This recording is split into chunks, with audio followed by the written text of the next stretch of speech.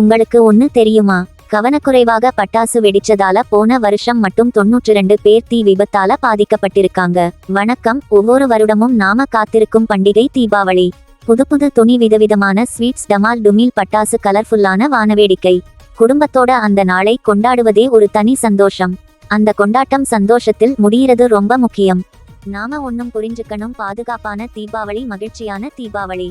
பட்டாசு வெடிக்கும் போது துப்பட்டா, பட்டு பாவாடையை தவிர்க்கவும். நல்ல ஒரு இறுக்கமான உடை போதுமானது. கண்டிப்பா காலணி இல்லாமல் வெடிக்க போகாதீங்க.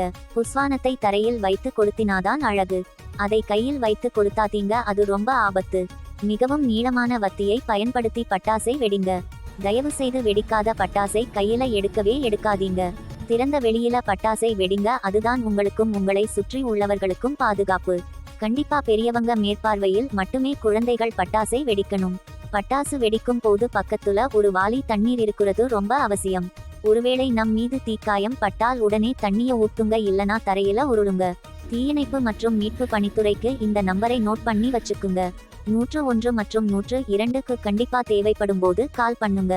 அனைவருக்கும் இந்த வீடியோவை ஷேர் செய்து பாதுகாப்பான தீபாவளியை கொண்டாட சொல்லுங்க.